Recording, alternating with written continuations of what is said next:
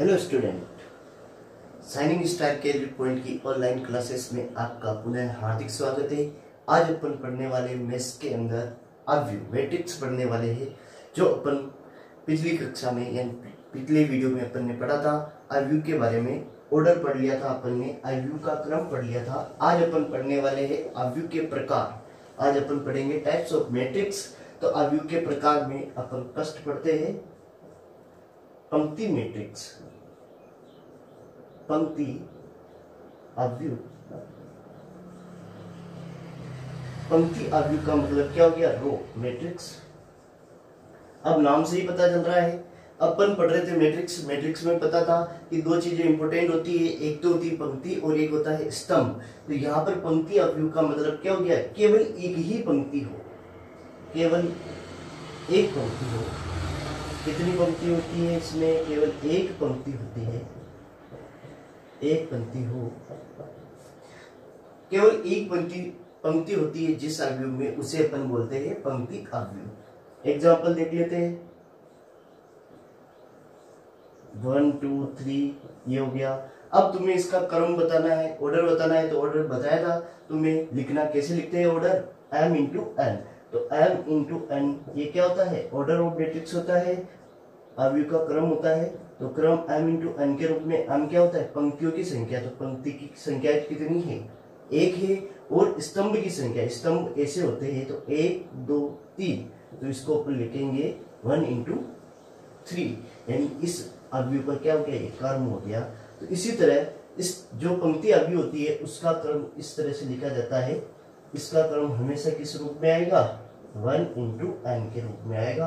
यानी पंक्ति की संख्या तो हमेशा क्या रहेगी? फिक्स रहेगी। तो यहाँ पर अपन लिख सकते हैं एन की वैल्यू हमेशा इसमें क्या होती है? 1 होती है। तो ये पंक्ति यानी ये जो अव्यू है, ये कौन सा अव्यू कहलाएगा? पंक्ति अव्यू कहलाएगा। सिंपल है। इसके बाद है स्तंभ अव्यू। स्तंभ पता चल रहा है कि इसमें स्तंभ की संख्या कितनी होनी चाहिए? एक होनी चाहिए। तो उसे अपन क्या बोलेंगे? स्तंभ अव्यू।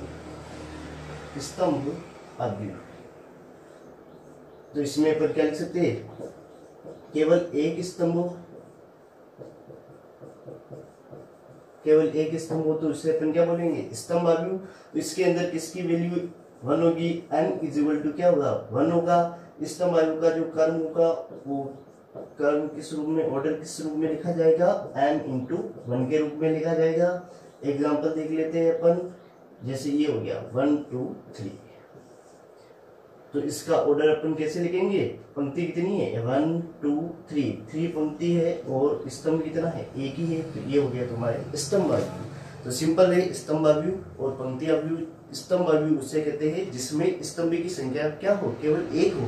और पंक्ति अव्यू उससे बोलते हैं जिसमें पंक्ति की संख्या केवल एक हो। तो ये दोनों सिंपल से टाइप हो गए दोनों। अब इसके बाद अपन थर्ड टाइप पढ़ते हैं मैट्रिक्स का, वो है थर्ड टाइप लिखो अपन के शून्य अव्यू। नाम से ही पता चल रहा है शून्य अव्यू का मतलब क्या हो गया? जिसके अंदर प्रत्येक अवयव क्या हो? शून्य हो। प्रत्येक अवयव शून्य हो। प्रत्येक अवयव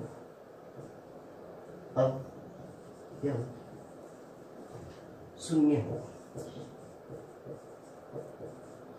प्रत्येक अवयव शून्य हो। तो एग्जाम्पल सभी क्या हो? 0 0 0 0 0 0।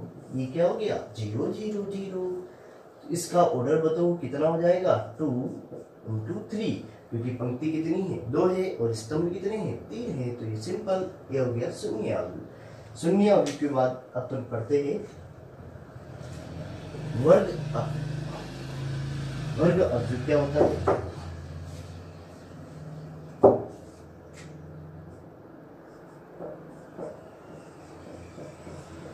वर्ग अव्यू। वर्ग अव्यू, वर्ग जानते हो वर्ग किसे कहते हैं? नहीं बताएगा? वर्ग होती है जिसकी चारों भुजाएं क्या हो? समान हो। ऐसा चतुर्भुज या ऐसा समांतर चतुर्भुज जिसकी चारों भुजाएं समान हो और प्रत्येक कोण समकोण हो, तो उसे अपन क्या बोलते हैं? वर्ग बोलते हैं। तो यहाँ पर भी वही है कि प्रत्येक भुजा समान हो। तो यहाँ पर क्या होगी? पंक्तियों और स्तंभों की संख्या क्या हो? समान हो। यानी पंक्ति वह स्तंभ क्या हो, समान हो। इसका मतलब क्या हो गया, m बराबर क्या होगा, n होगा। m बराबर n होता है। तो इसका एग्जाम्पल देख लेते हैं अपन, जैसे 1 2 3 4 5 6 7 8 9। तो इसमें क्या है, 3 × 3 का ऑर्डर है, यानी इसमें पंक्ति और स्तंभ की संख्या क्या है, बराबर है। तो ये क्या हो गया, वर्ग अवयव हो गया। अब इसके बाद अपन पढ़ते हैं इसी वर्ग अवयव के बहुत सारे टाइप से। तो वर्ग अवयव के टाइप अपन पढ़ने वाले हैं। अब वर्ग अवयव के टाइप में अपन देखो, इसके अंदर अपन फर्स्ट पढ़ते हैं वर्ग अवयव के अंदर विकर्ण अवयव। विकर्ण अवयव, विकर्ण अवयव ऐसा अवयव होगा जो पहले तो क्या होना चाहिए, वर्ग अवयव होना चाहिए। और विकर्ण अवयव का मतलब ये है कि विकर्ण जानते हो तुम, जैसे कोई भी एक आकृति है, आकृति जैसे ये मान लिया आयत है, तो आयत में कितने विकर्ण बन सकते हैं, ये दोनों विकर्ण होते हैं। तो इसी तरह यहाँ पर अवयव के अंदर अवयव भी क्या होती है, आयताकार क्या होता है, अरेंजमेंट होता है।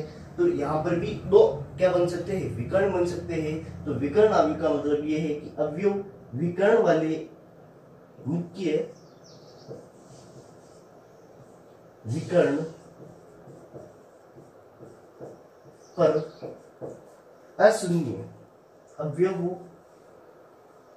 मुख्य विकर्ण पर अशून्य। अशून्य का मतलब क्या हो गया, वहां पर शून्य नहीं होने चाहिए, अशून्य अवयव हो और शेष क्या हो, शेष अवयव शून्य हो,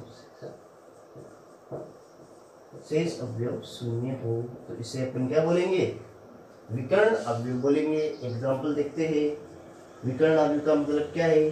जैसे मान लिया एक तो ये वर्ग इकाई होनी चाहिए, तो अपन 2/2 का ले लेते हैं। एक एग्जाम्पल तो 2/2 का लेते हैं। तो 2/2 में देख लो, जैसे 1 0 0 2, इसके विकर्ण पर जो अवयव है वो क्या है, अशून्य है, और बाकी जो शेष है वो क्या है, शून्य है। तो इसे ये जो विकर्ण होता है इसे मुख्य विकर्ण बोला जाता है। ये जो विकर्ण होता है, विकर्ण वैसे 2 बन रहे हैं, लेकिन मुख्य विकर्ण किसे बोला जाता है, इस वाले विकर्ण को मुख्य विकर्ण बोलते हैं। तो मुख्य विकर्ण पर जो अवयव है वो क्या है, अशून्य है। तो इसे अपन क्या बोलेंगे, विकर्ण अवयव बोलेंगे। ये हो गया विकर्ण अवयव। अब देखो, विकर्ण अवयव से ही अगला वाला अवयव बनेगा, उस अवयव को अपन बोलेंगे, एक तो विकर्ण अवयव हो, और विकर्ण अवयव के अलावा उस पर जो अवयव हो वो अवयव क्या हो, समान हो। तो उस अवयव को अपन क्या बोलते हैं, अदिश अवयव। अदिश अवयव का मतलब क्या हो, एक तो वर्ग अवयव हो, उसके अलावा विकर्ण अवयव हो। विकर्ण अवयव हो तो उसके जो मुख्य विकर्ण के अवयव, मुख्य विकर्ण के अवयव समान हो। वहां पर तो विकर्ण में तो अशून्य आ रहे थे, लेकिन यहाँ पर क्या हो, समान हो। तो उसे अपन क्या बोलेंगे, अदिश अवयव बोलेंगे। क्या बोलेंगे, अदिश अवयव बोलेंगे। इसका अपन एग्जाम्पल देखते हैं। देखो, इसके लिए अपन इसको ऐसे भी लिख सकते हैं, जैसे कोई भी एक अवयव है aij, इसके जो अवयव होंगे वो तो क्या होंगे, 0 होंगे। शेष अवयव तो क्या होंगे, 0। जब i नॉट इक्वल टू क्या हो, j हो, और k होंगे, यानी सभी अवयव समान होंगे। कहां पर समान होंगे, मुख्य विकर्ण पर। मुख्य विकर्ण पर i और j क्या रहता है, बराबर रहता है। इसका मतलब aij बराबर क्या हो जाएगा, 0 होगा जब i और j नॉट इक्वल हो, और k कब होगा, जब i और j क्या हो, इक्वल हो। एग्जाम्पल देखते हैं इसका, जैसे ये ले लिया 3/3 का ले लेते हैं। 1 नहीं लेते, 2 0 0 0 2 0 0 0 2। देखो, इसके जो मुख्य विकर्ण पर जो अवयव है वो सब क्या है, समान है, इक्वल है। इसका मतलब ये कौन सी मैट्रिक्स है, अदिश स्केलर मैट्रिक्स है ना। तो इक्वल है, तो ये सब क्या हो गए, मुख्य विकर्ण के अवयव सभी समान है। इसका मतलब ये कौन से अवयव है, अदिश अवयव हो गया। अब इसके बाद देखते हैं, अदिश अवयव के बाद, अदिश अवयव से ही एक और अवयव बनता है, उसे बोलते हैं अपन इकाई अवयव। ये इंपॉर्टेंट है, अदिश अवयव से ही बनता है इकाई अवयव। इकाई अवयव,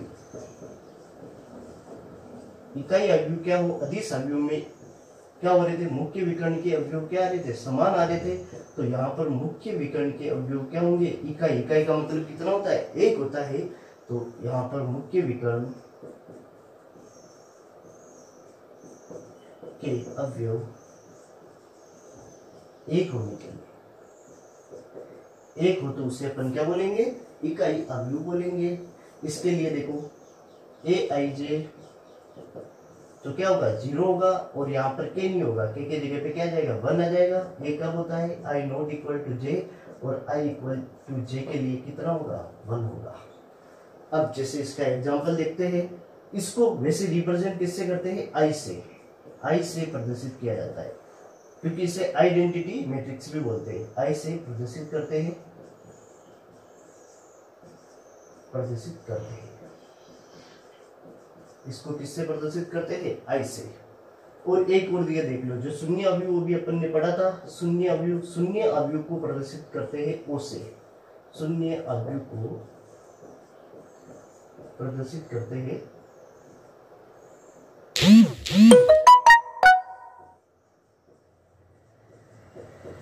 ओ से। किससे प्रदर्शित करते हैं, ओ से प्रदर्शित करते हैं।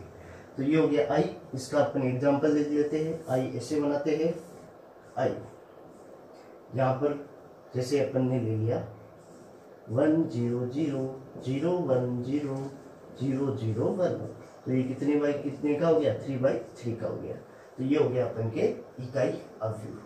इकाई अवयव के बाद अपन पढ़ने वाले हैं 2 प्रकार के और अवयव बचे हुए हैं। ये देखो, इसको एक बार और समझा देता हूँ। वर्ग अवयव, वर्ग अवयव का मतलब क्या हो, पंक्ति और स्तंभ की संख्या क्या हो, बराबर हो, m इक्वल क्या हो, n हो। इसके बाद अपन ने पढ़ा था विकर्ण अवयव। विकर्ण अवयव के अंदर क्या होता है, विकर्ण पर ही क्या हो, अवयव हो, शेष अवयव क्या हो, शून्य हो। तो इसे अपन क्या बोलते हैं, विकर्ण अवयव बोलते हैं। अदिश अवयव, अदिश अवयव यानी मुख्य विकर्ण के अवयव क्या हो, समान हो, तो उसे अपन अदिश अवयव बोलते हैं। और इकाई अवयव उसे बोलते हैं जो मुख्य विकर्ण के अवयव क्या हो, एक हो, तो उसे अपन इकाई अवयव बोलते हैं। तो ये हो गए अवयव। अब इसके बाद 2 टाइप के और अवयव बचे हुए हैं।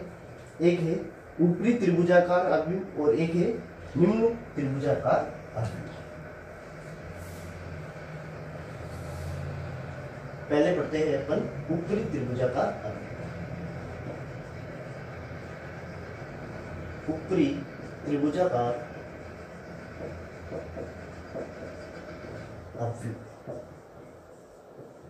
ऊपरी त्रिभुजाकार, त्रिभुज जानते हो, ऊपर त्रिभुज कहां पे बनना चाहिए, अवयव में ऊपर की ओर बनना चाहिए। इसको अपन इसे बोलेंगे मुख्य विकर्ण।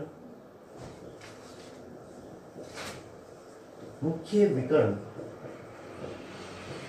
के ऊपर वाले अवयव अशून्य हो, अशून्य हो, वह शेष अवयव क्या हो, शून्य, शेष शून्य हो। देखो जैसे एग्जांपल देख लेते हैं अपन। ये बना दिया 1 2 3 4 5 6, ये वाले बचे, ये कौन से, ये बचे हैं नीचे। ये मुख्य विकर्ण के ऊपर वाले सभी अवयव क्या है, अशून्य है, और जबकि नीचे वाले अवयव क्या है, शून्य है। तो ये बन गया अपन के ऊपरी त्रिभुजाकार अवयव बन गया। ये कितने का है, 3/3 का है। तो इसी तरह अपन पढ़ते हैं इसका दूसरा टाइप, वो है निम्न त्रिभुजाकार अवयव। निम्न त्रिभुजाकार अवयव। निम्न त्रिभुजाकार अवयव का मतलब क्या हो गया, मुख्य विकर्ण के नीचे के अवयव, नीचे के अवयव अशून्य हो, अशून्य हो, और शेष क्या हो, शून्य हो, शेष शून्य हो, शेष शून्य हो। एग्जाम्पल देखते हैं। जैसे 1 2 3 नीचे नीचे वाले अपन पहले बना लेते हैं। 4 5 6 ये बन गया मुख्य विकर्ण। इसके ऊपर वाले सभी को क्या भर दो 0 0 0 भर दो, तो ये क्या बन जाएगा तुम्हारे निम्न त्रिभुजा का अवयव बन जाएगा। तो ये हो गए टाइप्स ऑफ मैट्रिक्स। तो ये हो गए अवयव के सभी प्रकार हो गए। अब अपन पढ़ते हैं अवयव के गुणधर्म। अवयव के गुणधर्म में अपन सबसे पहले देखते हैं परिवर्तित अवयव। परिवर्तित अवयव, परिवर्तित अवयव को बोलते हैं transpose of matrix. Transpose of matrix of matrix. अब ट्रांसपोज कैसे करते हैं, बिल्कुल इजी है ट्रांसपोज। यानी पर परिवर्तित अवयव का मतलब परिवर्तित करना है। किसको परिवर्तित करना है, पंक्ति को स्तंभ में परिवर्तित करना है और स्तंभ को पंक्ति में परिवर्तित कर दो, एक ही बात है। तो अपन इसके अंदर क्या करना है, पंक्ति को चेंज कर दो स्तंभ में, या स्तंभ को चेंज कर दो पंक्ति में। तो पंक्ति स्तंभ में चेंज कर दो या स्तंभ को कर दो पंक्ति में चेंज। तो इससे क्या प्राप्त हो जाएगा, अपन को परिवर्तित अवयव प्राप्त हो जाएगा। जैसे ये एक ए है, एक क्या है, एक अवयव है। एग्जाम्पल ले लेते हैं अपन 1 2 3 0 2 3 4 5 6। अब इसका अपन को क्या निकालना है, ट्रांसपोज निकालना है। ट्रांसपोज कैसे निकालेंगे, अभी बताया था। पंक्ति को, इस वाली पंक्ति को किस में चेंज कर दो, स्तंभ में चेंज कर दो। पंक्ति को स्तंभ में चेंज कर दिया, यानी 1 2 3। दूसरी पंक्ति को किस में चेंज कर दो, स्तंभ में चेंज कर दो, तो 0 2 3। तीसरी पंक्ति को किस में चेंज कर दो, स्तंभ में, तो 4 5 6। ये क्या प्राप्त हो गया तुम्हें, ट्रांसपोज। बहुत ही लघु है। अब इसके बाद देखते हैं, ये तो हो गया परिवर्तित अवयव। इसके बाद अपन देखते हैं सम्मित अवयव। दूसरा गुणधर्म है इसका सम्मित, यानी अवयवों में किसका गुण होता है, सममिति का गुण होता है।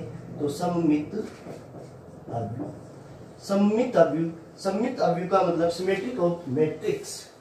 तो सम्मित अवयव कैसे निकालते हैं, क्या होता है, देखो। सममित अवयव उसे कहेंगे जिसमें ए किसके इक्वल हो, एटी के इक्वल हो, यानी ट्रांसपोज के क्या हो, इक्वल हो, एटी। ये क्या होता है, ट्रांसपोज होता है जब एक की घात के रूप में क्या लिखा जाए, टी लिखा जाए, तो उसे अपन परिवर्तित अवयव बोलते हैं। तो ए एटी के बराबर हो तो ये अवयव कौन से अवयव कहलाते हैं, सम्मित अवयव कहलाते हैं। तो देखो, जैसे एक एग्जांपल ले लिया, ए अपन ने ले लिया 1 2 3 2 3, यहाँ पर ले लिया 3 4, यहाँ पर ले लिया 4 और यहाँ पर ले लिया 5। ट्रांसपोज निकालेंगे। देखो, ट्रांसपोज में क्या करना है तुम्हें, इस पंक्ति को किस में चेंज करना है, स्तंभ में चेंज करना है। तो स्तंभ में चेंज करो, 1 2 3 ऐसे आ जाएगा, 1 2 3। दूसरी पंक्ति को किस में चेंज करना है, स्तंभ में, तो 2 3 4। इसको वापस किस में चेंज कर दो, स्तंभ में, 3 4 5। देखो, ये और ये दोनों इक्वल दिख रहे हैं या नहीं दिख रहे हैं, दोनों इक्वल है। इसका मतलब ये ए अवयव कौन सा अवयव है, सम्मित अवयव है। इस तरह से अपन सम्मित अवयव का पता लगा सकते हैं। इसके बाद अपन तीसरा गुणधर्म है इसका विषम सममित अवयव। विषम सममित अवयव क्या होता है देखते हैं।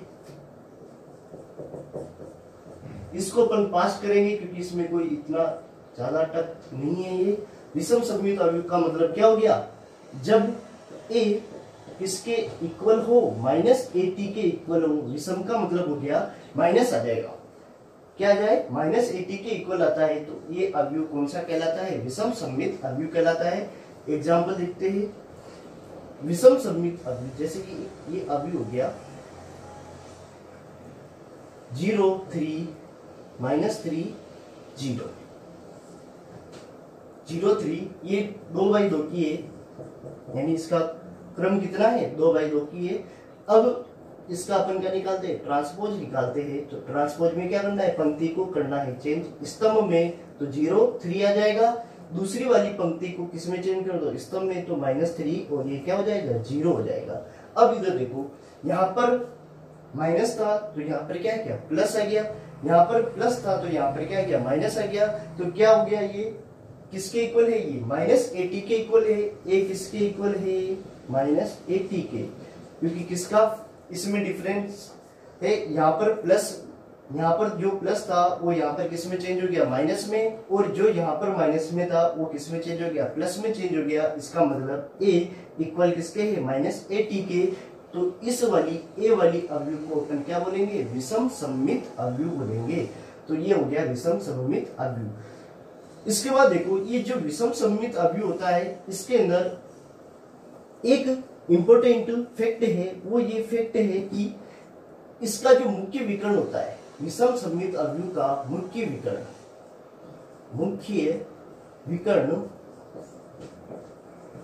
विकर्ण के अवयव हमेशा शून्य होते, जीरो होते। मुख्य विकर्ण के जो अवयव है वो हमेशा क्या रहेंगे, जीरो रहेंगे। ये इंपॉर्टेंट फैक्ट है विषम सममित अवयव के अंदर। और एक और फैक्ट है कि जो मुख्य विकर्ण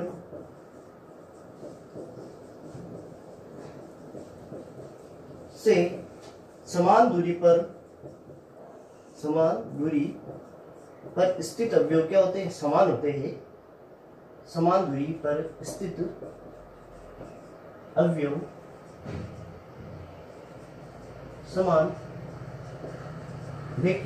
समान होते हैं, लेकिन चिन्ह अलग होता है,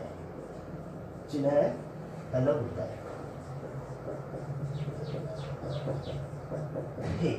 अगर तुम्हें कोई कह दे, देखो इन दोनों फैक्टर से तुम विषम सममित अवयव बना सकते हैं। जैसे तुम्हें कोई कह दे कि एक विषम सममित अवयव बताइए, तो अपन बना सकते हैं विषम सममित अवयव। कैसे बनाएंगे, पहले तो 3/3 की बनाते हैं। 3/3 की कैसे बनाएंगे, देखो मुख्य विकर्ण के सभी अवयवों को क्या रखना है, शून्य रखना है, तो शून्य रख दिया, ये मुख्य विकर्ण हो गया।